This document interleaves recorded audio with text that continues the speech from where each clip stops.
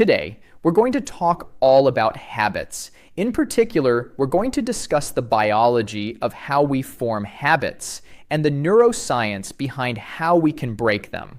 I think we can all appreciate that feeling of being stuck in a loop. You wake up and it feels like the day runs on autopilot, often in a direction you don't consciously want.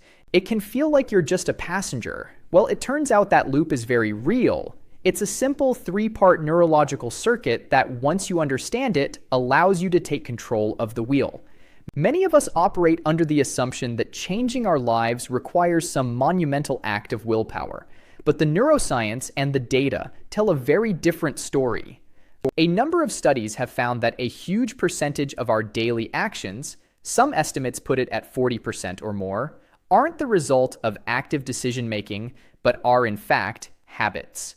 Your life is, in large part, the sum of your habits. So the issue isn't a failure of character. It's often a failure of the system you're using. And by understanding the biology of that system, we can begin to redesign it. So what's happening in your brain when a habit takes over? Let's break down the simple three-part loop that runs the show. At the very core of every habit you have, whether it serves you or undermines you, is a conserved neurological pattern called the habit loop. The classic model breaks it down into three parts. First, there's the cue. This is the trigger that tells your brain to switch into an automatic mode and which specific habit to execute. A cue can be almost anything: a time of day, a particular location, an emotional state, or the people you're around. Second, you have the routine. This is the behavior itself, the physical or mental action you perform. It could be grabbing your phone to scroll, reaching for a sugary snack, or chewing your nails. And third, there is the reward. This is the positive feedback that tells your brain, hey, that was useful. Let's remember this for the future. Now, this process isn't happening in the conscious, deliberate part of your brain. It's largely run by a collection of structures deep in the forebrain called the basal ganglia. You can think of the basal ganglia as your brain's efficiency expert. It works to automate common behaviors to save precious mental energy.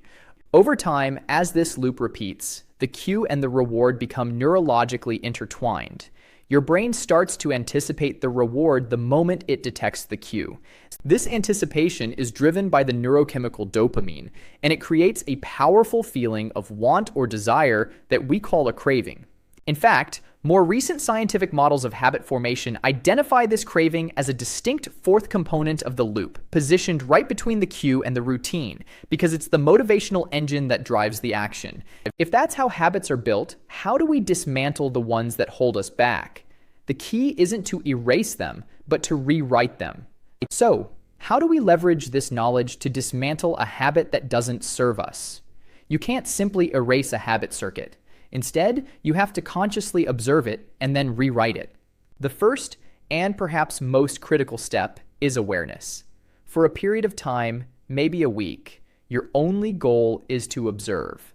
When the habit you want to change occurs, just take a mental or physical note of the cue. What just happened? Were you bored? Stressed? Was it a specific time? You have to become aware of the pattern before you can intervene.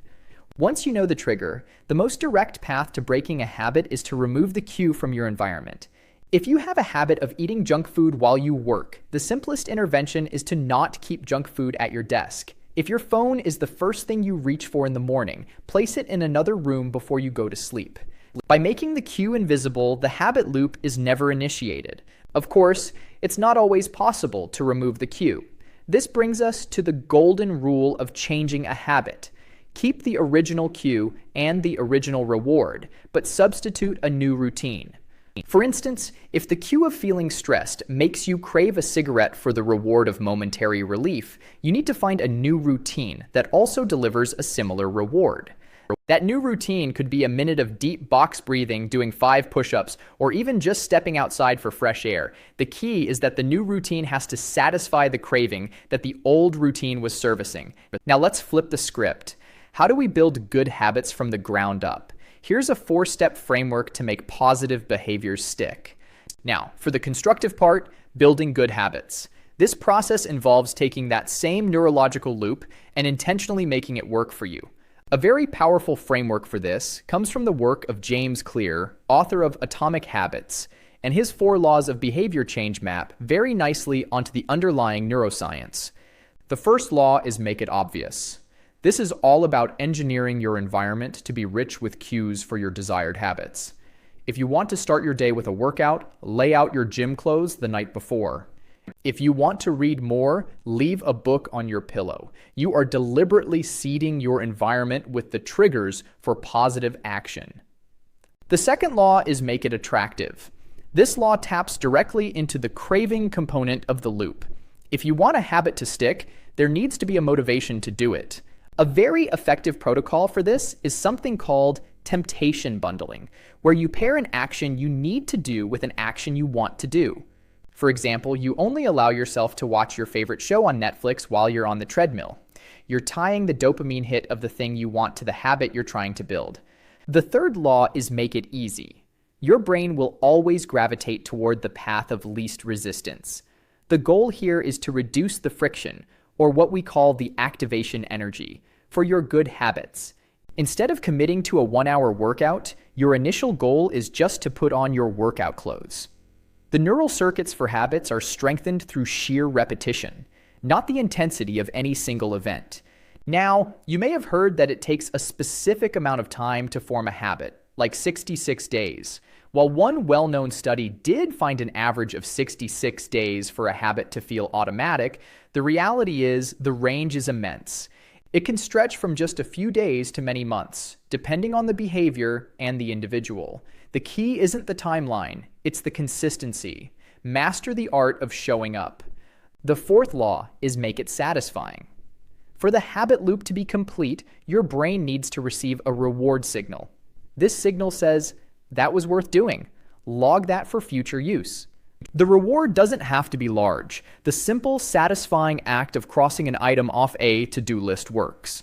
Watching your progress on a habit tracking app and seeing the streak grow can be a powerful intrinsic reward. Every action you take is like a vote for the type of person you wish to become. Small, seemingly insignificant habits, when repeated, provide evidence of a new identity. This isn't about one radical overnight transformation. It's about a cycle of continuous, small refinements. You don't just run a marathon, you become a runner. You don't just write a book, you become a writer. By understanding the underlying biology, the cue, craving, routine, and reward loop, you stop being a passenger in your own life. You learn how to get behind the wheel, which means you can start to steer your life in any direction you choose. Habits are not destiny, they are a tool, and now you understand the science of how to use them.